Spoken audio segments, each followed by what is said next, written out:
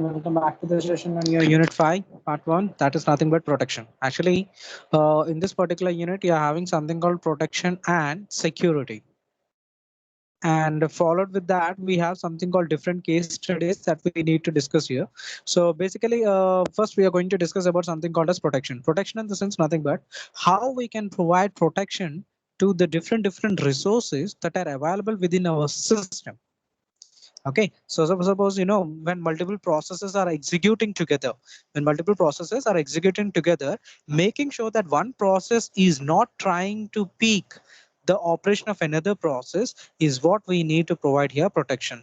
You know that, so let us suppose there are three processes that are executing simultaneously, making sure that the process one is not interfering with the process, whatever the task that this particular process is working, and same way it is not interfering with the other process, same way the vice versa with respect to process 2 and vice versa with respect to process 3. So making sure that each process is comfortably able to access a resource and perform its execution without disrupting or without providing any destructive thing with respect to the other processes is what providing protection here. So basically we need to provide protection with respect to the resources that are available here, and at the same time we need to provide protection with respect to the different processes that are executing it. We need to make sure that there are no other kind of infringements or something like that taking place. All these things has to be taken care in this particular thing.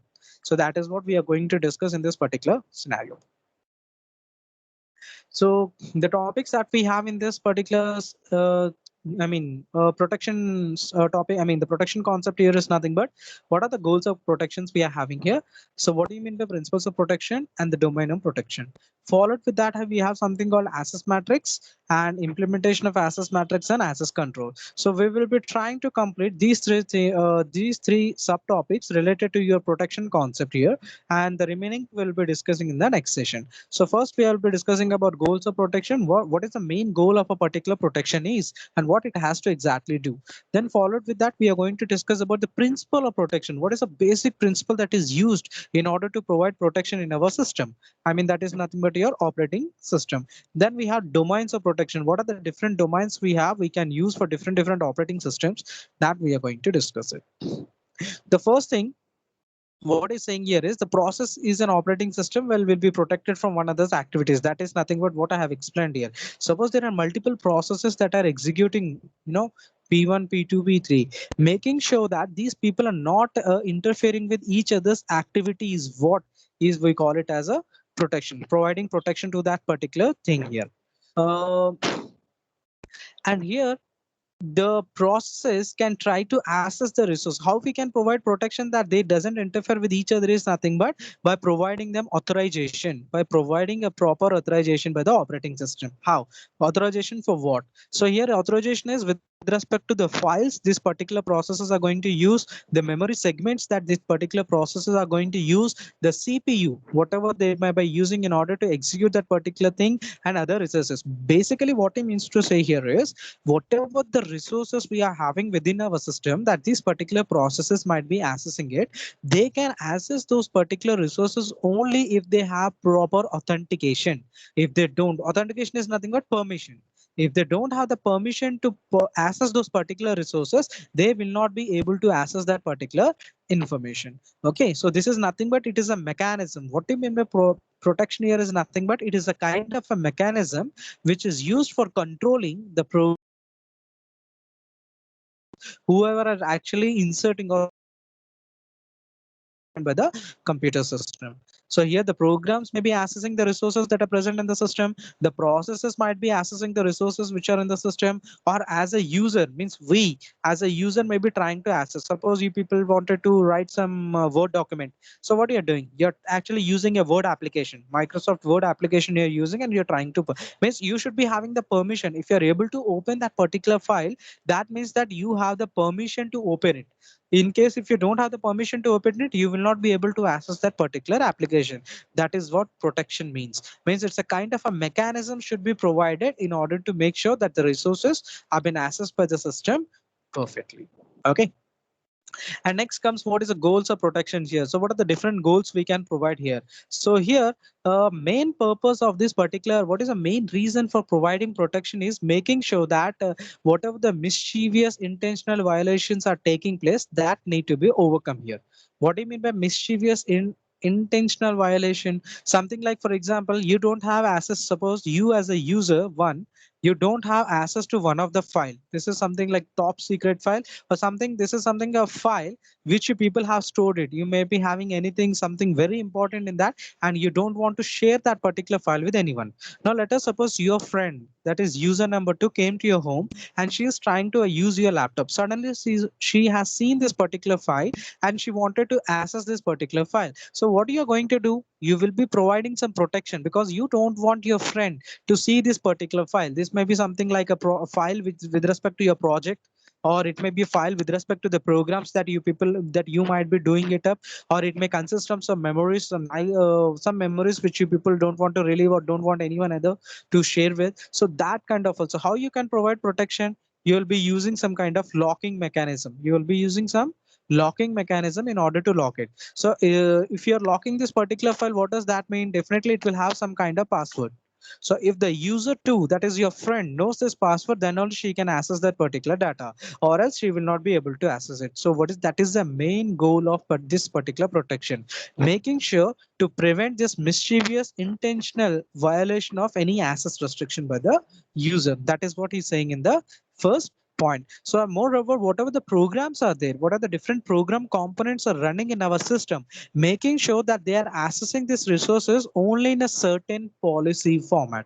There exist some policies here. Based upon that policies only, these particular system components or the program components can access those particular resources.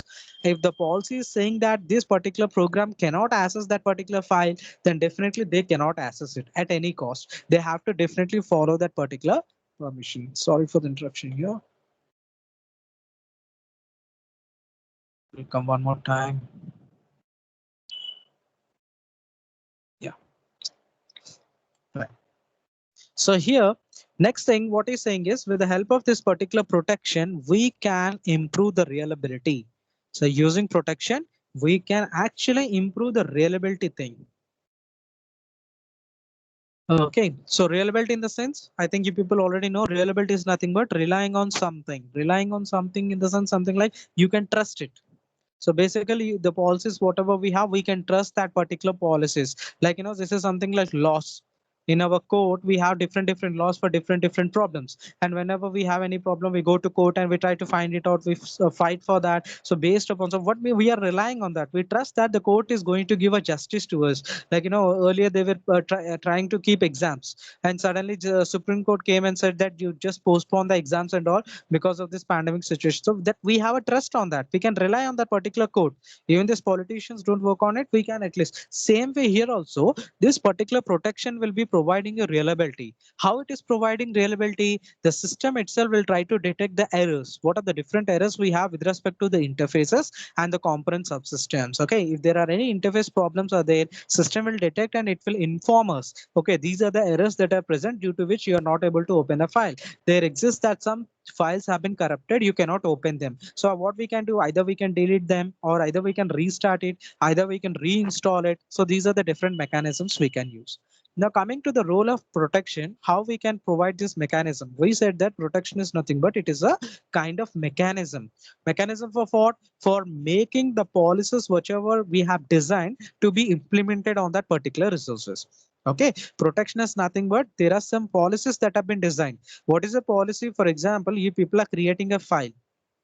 You people have created a file. Now this file have three permissions. I think you people know that: read, write, execute. Now whenever you're sharing this particular file with your user two, that is nothing but your friend, what you're doing is you're giving the permission. What kind of permission? Read permission and execute permission. But you're not giving a permission to write.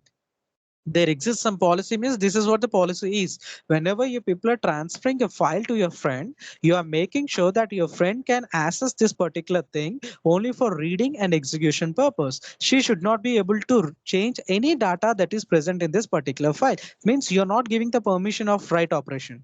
That is what he means to say here, policy. That is a policy being designed. So that is whenever someone is using this one, mostly you people can see whenever you're trying to share a file using Google Drive.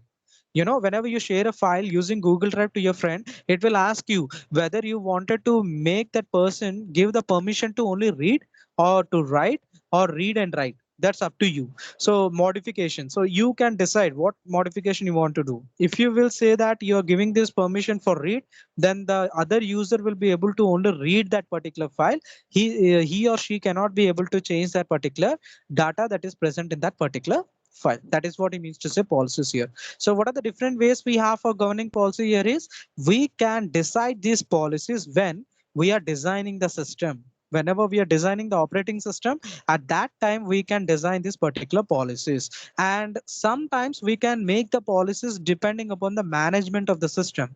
For example, whatever the operating system, I don't know how many of you know that we have different versions of operating system.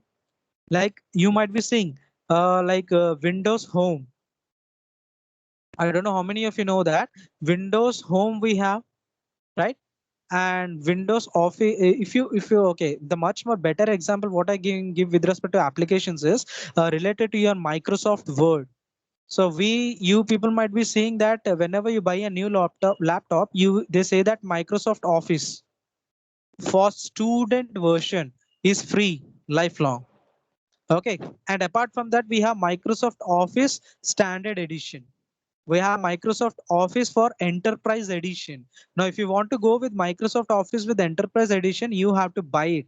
It will cost you some 4,000 rupees or something like that. Then only you can use the features of that. But if you see the features of student, whatever the features are there with respect to student, that features will not be present in this Office. This will have much more advanced version when compared to your student version.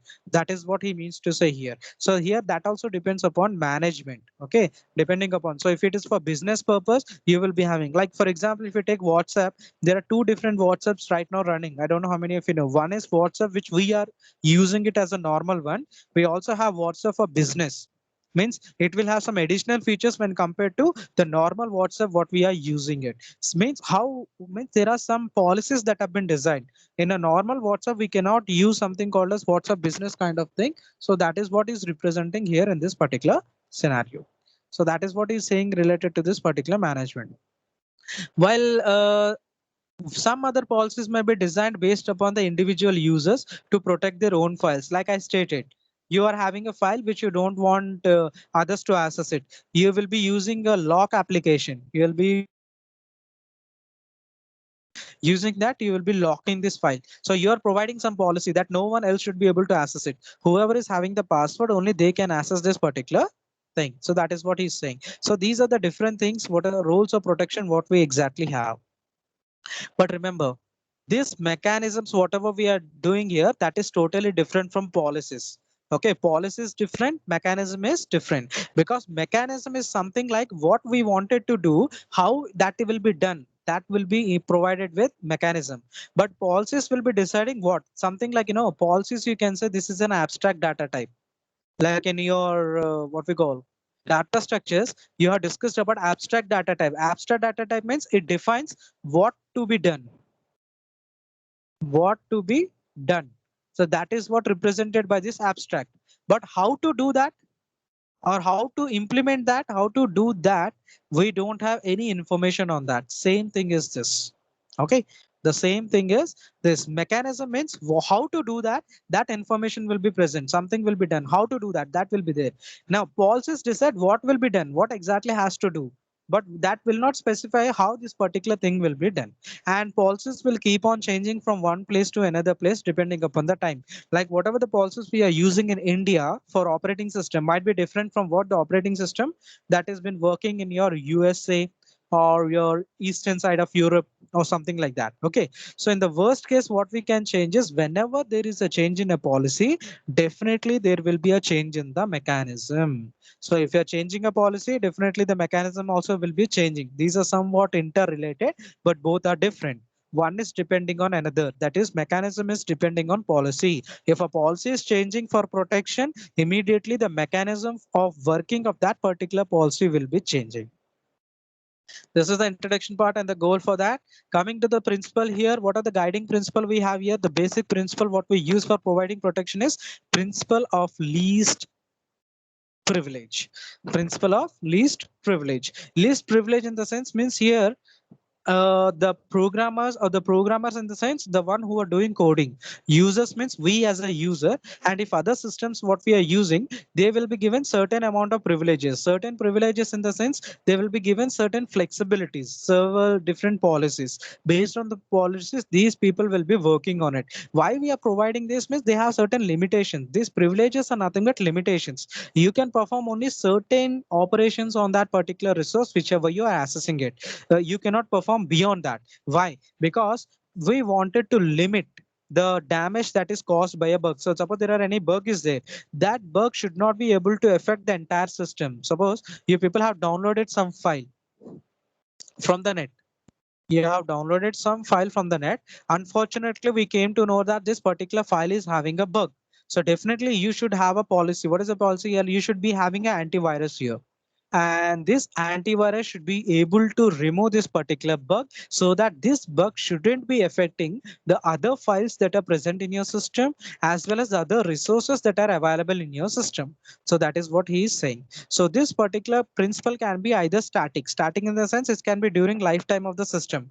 Means whatever the policy, once you people are defining it, whatever the principle we are using for least privilege, that may be existing throughout the lifetime of a particular. If it is static, it can also be dynamic also. What do you mean by dynamic here is nothing but depending upon the situation, depending upon the way we are using it, the policy will be changing or the principle for protection will be changing. Sometimes we will be giving more privileges, sometimes you will be given less privileges. Okay, like for example, I wanted to share with you people one program. So I don't want you people to modify that particular program, because anyone is modifying it, everyone will get the updated one and they will not be able to execute it. So what I'm going to do is I will share that particular file with the permission called as read and execute. But sometime, okay, and let us consider another situation where I wanted to share with you people some file. This file is nothing but your notes. This is the notes I am giving it. And I am giving you read, write, and execute permission also. Why I'm giving write permission is this is a notes which I have prepared. Maybe some student find that there are some important points which I might have skipped, or I just didn't observe that particular, I didn't notice that particular points. Now then that time that particular student can try to modify this particular file. So there is a lot of difference between a programming file and a normal file, right? So you can modify the data present in this file. It is not going to affect anyone. But whereas coming to a program, if you are doing if any modification to a program and if it is not executing it, then this will affect all the people who are associated with this particular program. So that is what he's saying. This is dynamic. So based upon the situation, we can do it. And if you talk about dynamic in this particular case, we have something called as domain switching privilege escalations. Domain switching means we have domains that we'll see in the coming slides. We will be coming to know what exactly it is. So and here one more thing that exactly we are going to follow here is need to know. Every process should know what are the resources that this particular process requires. For example, an operating system is following certain privileges. Okay, so it should be knowing it whenever a new process is coming and performing the operation. The operating system should know what are the resources that that particular process should be allocated. Same way, that process should also know what are the resources this particular process requires. Okay, that process should know what are the resources I need to access in order to complete the particular task, whichever I am performing it. And at sometimes they should be making sure that they only access those resources with which they can complete the task. Sometimes what happen, a particular process may be having privileges to access resource 1, resource 2, resource 3. Let us suppose this process P1 has access to resource 1, 2, and 3. But when this particular process is executing one task, it requires only resource 3 for performing the task. So at that time, this particular process should be able to access only this resource. Even though he is having the permission to access R1 and R3, he should not try to access it, because the task whichever he is trying to complete requires only resource 3. So he should be able to access only this one. He should not try to access R1 and R3 since those are been given permission to access it. Okay, so that is what he means to say in this particular scenario. That is the general protection principle what we have here in this particular thing. So principle of least resource is not able to help produce a more secure compute. So even though we are actually using it from the beginning, still it is not able to produce a more secured computing environment. Okay, the basic principle, whatever you're using here, what is the basic principle we are using? Principle of least privilege giving to a particular processes to access the resource. Still, it is not able to secure the system perfectly. Whatever the computing environment means, whatever the operating system you are using, still you people see a lot of antiviruses coming up, lot of different problems are coming up in this. That is what he means to say in this particular scenario. Okay, I hope you people are getting it. So next, if we'll go ahead with this. Now, domain of protection here, as I was talking that there are certain domain switching. What do you mean by domain here? So here we know that a computer system is basically a collection of collection of processes and objects. Okay, let me show you everything. Then I will go ahead with this. Okay. So if you see here, the computer system basically is nothing but it's a collection of process P and the set of objects O. Okay. So objects in the sense here in this case, it can be objects. Okay. So every system, operating system will consist of a process and an object. Now, if you're talking about object here, this object can be either a software object or it can be a hardware. If I consider hardware object, what do you mean by hardware object here is nothing but your what we call that your CPU, your printer. For example, you're using a printer. Printer is a hardware, right? All those things, CPU, printer, memory segments, whatever we are using within the system, all those will come under your particular hardware objects. But if I ask you about what do you mean by software objects here, nothing but whatever the files you people are having, whatever the internal memory cycles are you are having, you're using memory cycles. Okay, all those things will be coming under your software kind of thing. So every computer system consists of a pair of set of processes, set of objects. Now these objects can be either a hardware object or it can be a software object. Process of the one which will be performing different tasks. Now, so here, okay, I have given the examples here. You people can see, for example, CPU. CPU is a hardware object. For we are using for what purpose here? We are using it for execution purpose. So used for execution. And if you talk about memory segments here, we are using memory segments using for performing read and write operation. Now, see here, this is what he's saying, least privilege. If you talk about CPU, we can use CPU only for execution purpose. There is a restriction, there is a privilege here. Least privilege we are given is CPU can be used only for execution purpose. We cannot use CPU for performing read and write operation. For that, what you people require? Memory segments. Same way data files. We have data files and these data files can perform operations such as creating a file, reading a file, opening a file, writing a file, closing and deleting that particular file. But if you have program file, there is a difference between data file. Data files are something like Word document, .doc. Program files are like .c file, .java file. They can be used for reading, writing, execution, and deletion. Okay, you can use a programming file. Programming files means all your programming language files, .java, .c, .python. All those files comes under programming. These programming files we can use it for reading purpose, writing and execution. But whereas coming to data files means it can be a Word file, it can be a Excel file, or it can be some other file. So all these files comes under this. So when we are talking about this we can use it for creation. So these can be used for creation, writing, opening and everything. Okay, so these are the different resources we have and different what we call objects. These are the what he's talking about objects here. Now as I told you about it before, that is what we know need to know principle. Every process has been given access to certain number of resources and they are authorized in order to do that, then only they can perform. Suppose P1 is there, as I told you, we have three resources, R1, R2, R3. So this process P1 is authorized that he can access resource 1, 2 and 3. But whenever it is performing one task, this process may be executing different tasks. For example, right now this particular process is executing task 1. And when it is executing task 1, it requires only resource 2. But he is given the permission that he can access resource 1, 2 and 3. But when it is trying to complete this particular task 1, he should be trying to access only this resource. He should not try to access R1 and R3 since he is having the permission to do that. That is what doing. And second, next time this process P1 is executing task 2. And when it is executing task 2, this process requires R1 and R2. Then he should be trying to access R1 and R2. He should not try to access R3. That is what we call it as need to know principle. So whenever a process is executing a particular task, that particular process should know which particular resource I should access it so that I can perform the task. Okay, and this limitation will help us in reducing the damage caused due to this particular faulty process. Maybe sometimes the processes may get corrupted. So if he is accessing, suppose the process when it is executing, this particular process is executing, and R1, R2, R3 are the resources, it can access it. And when it is executing task 1, I said that it can access R2. Suppose this particular process has been corrupted, then what will happen? There is only a damage to this particular resource. What about R2 and R3? That will be safe. That is what he means to say in this particular scenario. Okay.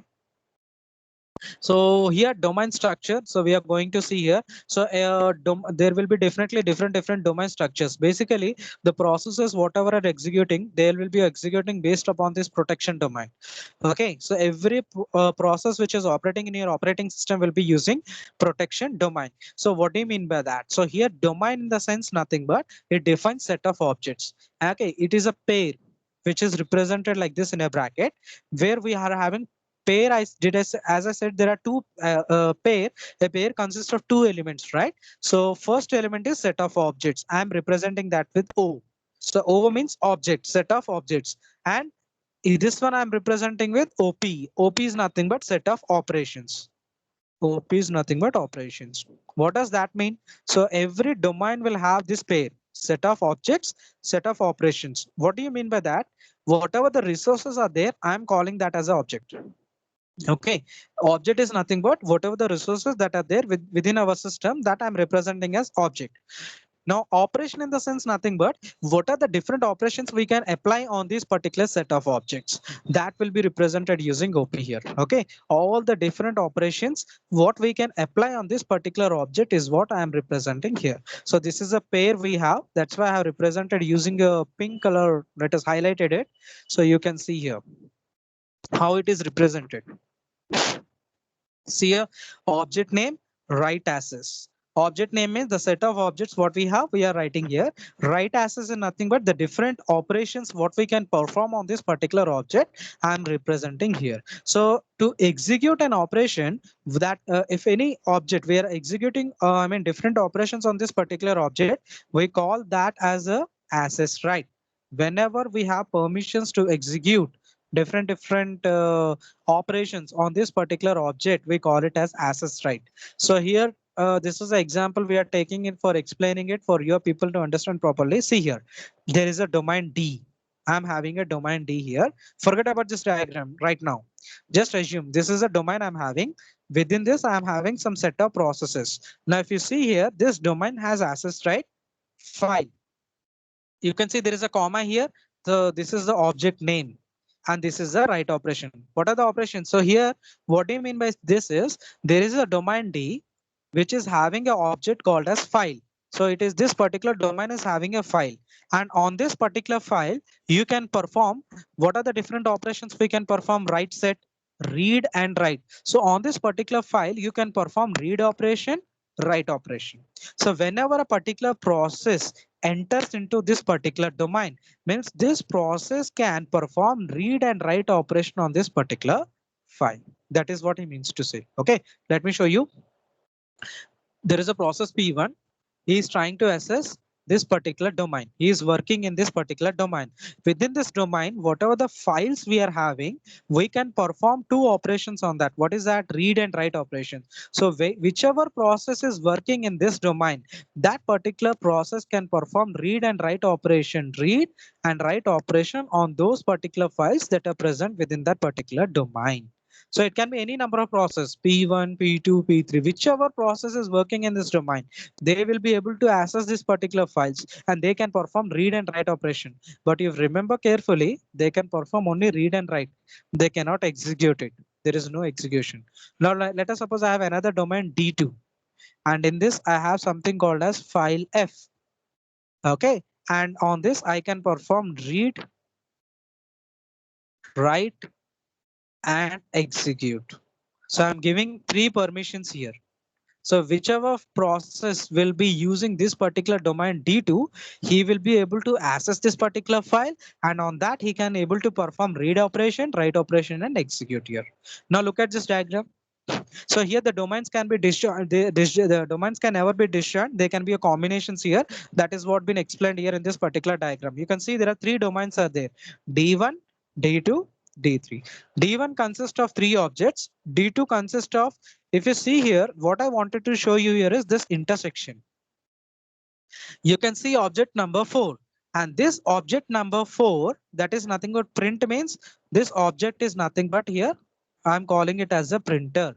That printer I have given the name object 4. Every resource will have a unique name. Object 1, 2, 3, 4. So printer I am giving object 4. Now this printer can be accessed by D2 and D3 simultaneously. Okay, means what we are doing, this particular object is been shared by domain 2 and domain 3. So any process which is executing, suppose P1 is there, I'm having P2 here. P1 is working in this particular domain. So he should be able to perform write operation. He should be able to perform print operation on object 4. He can access information of object 2 and perform write operation. Same way he can perform print operation. Suppose P2 is working in domain 3. So P2 can perform something called execution. And apart from that, it can perform read operation, read and execute. And apart from that, it can able to print the data, whatever is there within that. Means this particular process can perform three different operations when it is working under domain 3. Whereas coming to P1, it can perform two different operations when it is working under domain number 2.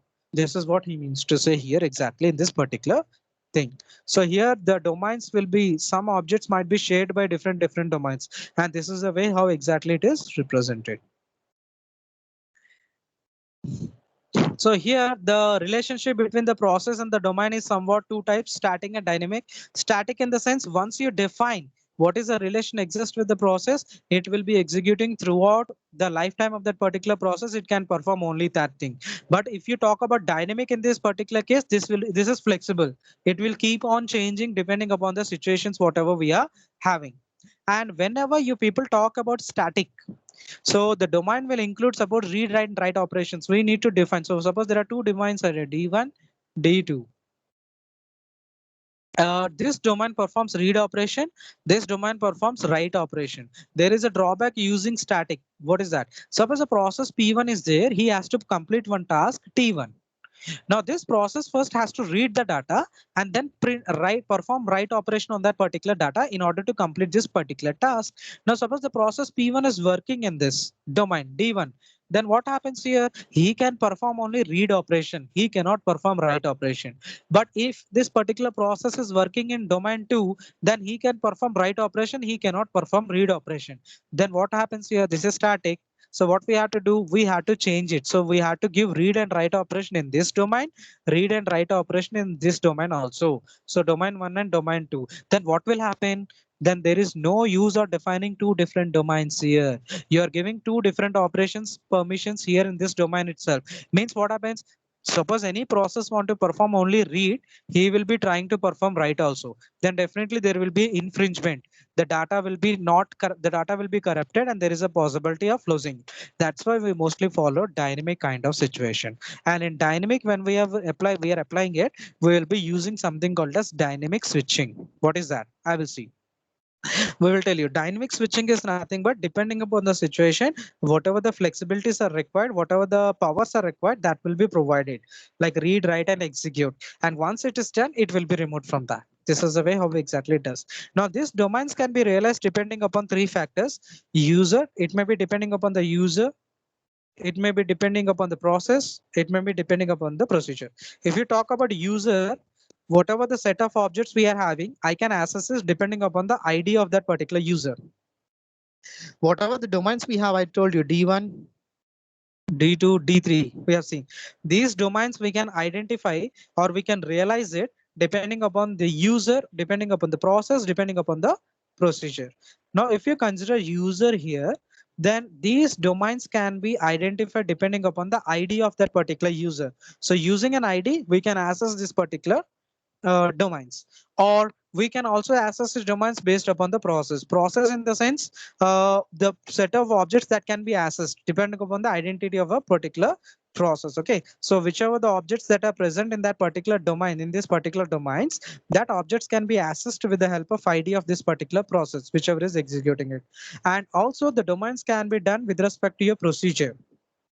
So there are three ways. Either one of the way we can use it, either user, either process, either procedure. If you are using procedure here, then the set of objects can be accessed based upon the local variables depending upon the procedure, whatever has been defined here. But if you talk about user in this particular case, depending upon the ID of the user, you will be able to access it. For example, this is something like, you are entering into a library. So in library, you are having different textbooks of different branches. Now here you people can assume those branches as domain. For example, triple E. So triple E is one domain, D1. IT. So IT is domain number 2. CSC, domain number 3. Okay. Now you people wanted to access. Okay, you people wanted to access the textbooks which are present in triple E. This is a domain. So how can I access it? First, what you are going, when you enter into the library, you will be giving your ID, isn't it? User ID. For example, here is 19NM. So 19NM 1A1 201 will be giving her ID. ID to whom? To the whoever the person is, librarian is there. Then based on that, she will be she will issue the textbook from this particular domain D1. So based upon your ID, they will be giving it. That is what he means to say here, user ID. Same way, there may be a process ID or there may be a procedure ID. Okay. So why we are all discussing all these things is only to provide the protection so that other processes cannot. So for example, based upon the ID, if you're taking like earlier example, as I told you that based upon, suppose the librarian comes to know your number is 20NM 1A1 201, let us suppose. Okay, some roll number. We know that 12 indicates IT, right? 12 is nothing but IT branch. So definitely what the librarian will say is you are not allowed to access domain number 1 because it consists of triple subject books and you're from IT domain. Since you're from IT means you can access either the D2 domain or D3 because D3 is something like CSC and D2 is nothing but IT. So you can try to access the objects. What are the objects here? Textbooks present in D2 and D3 related to this particular domains. You cannot access the textbooks that are present in D1 domain. So this is the way how we can protect from other users accessing other resources. Okay, this is how we are providing protection.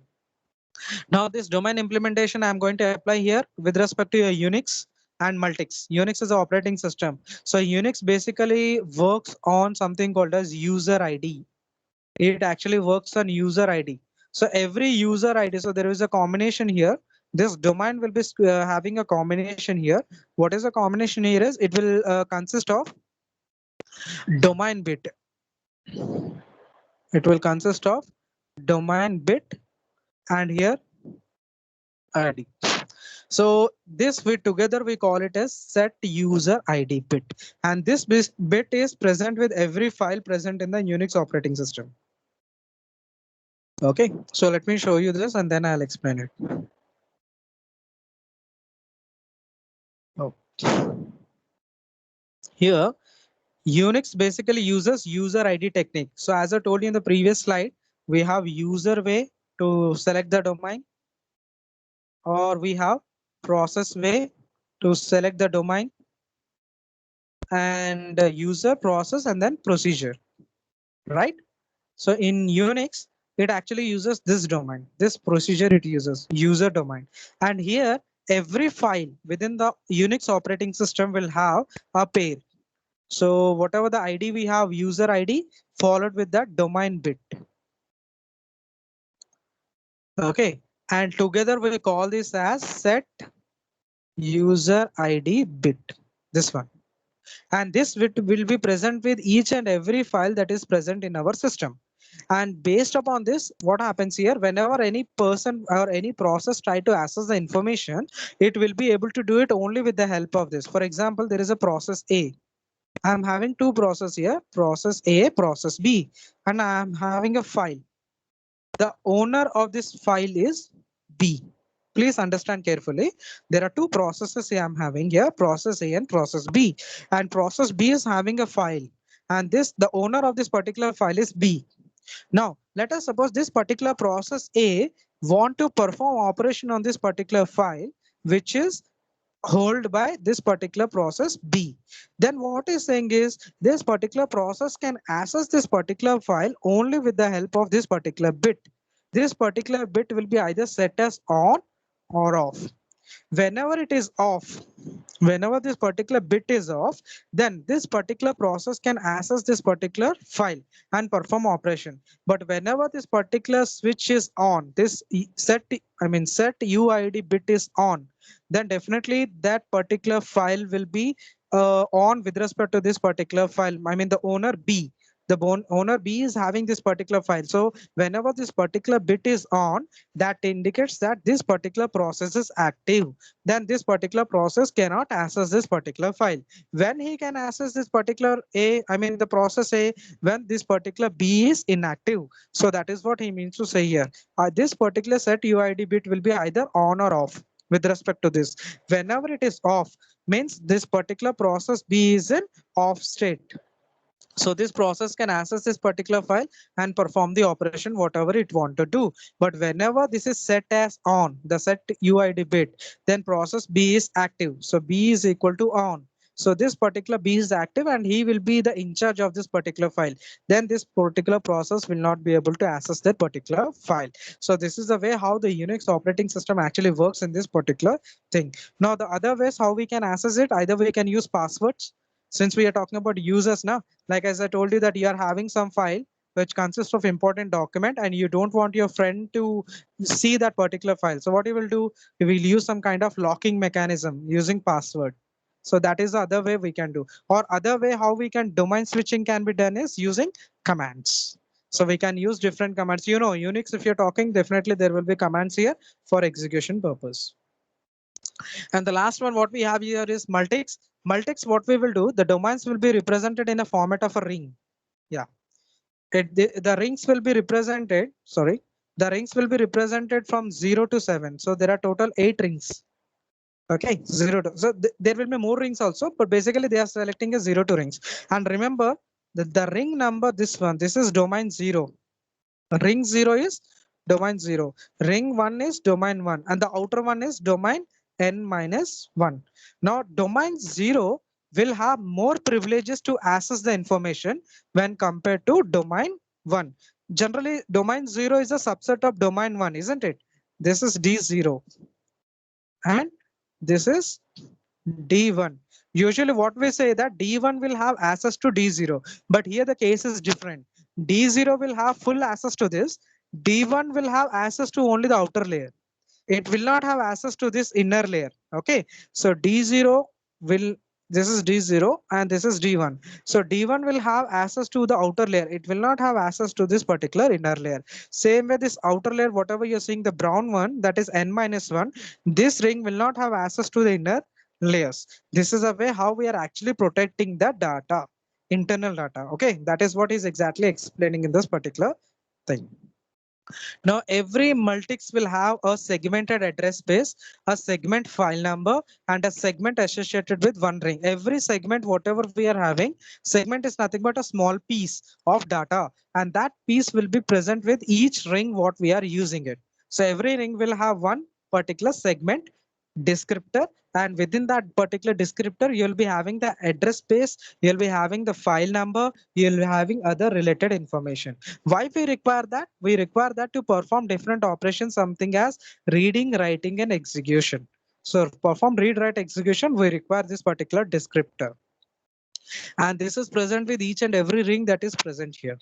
Okay, now apart from that, it will have a counter variable here which is used to define which process is working in which, for example, ring 0. So the counter is equal to 0. If a process is P0 working in ring 1, the counter is equal to 1. That means it is working in ring number 1. So this counter variable is used to represent which ring the process is currently executing it. And here the typical thing what I didn't tell you in the beginning here is these are the layers, right? I told you that layer 1, this is 0, 1, 2. So layer 1 cannot access the information present in layer 0. But here the layer 1 can access the information present in layer 2. Okay, remember that. Layer 1 cannot. So 0 is there. The 0 can access the information present in layer 1, layer 2. But whereas coming to that is what I'm talking about domain ring 0, 1, 2. So domain 0, 1, 2. So domain 0 can access the information present in domain 1 and domain 2. But domain 2 cannot access the information present in domain 1. And domain 1 cannot access the information present in domain 0. So this is the way how the protection is provided in this particular Multics operating system. Okay, and apart from that, they are using some 3 brackets here. Segment descriptor, whatever we are using here, there are 3 ways of representing it. Access bracket, limit, and something called as list of gates. You people can just go through. These are the pairs what we are represented. Okay, these are nothing but integers represented in order to make sure that they are not accessing any other further information apart from what they have to access it. Well, this is all related to your protection concept, what we have. So I hope you people have understood carefully. And this is what thing we have. So thank you. Thank you for watching this.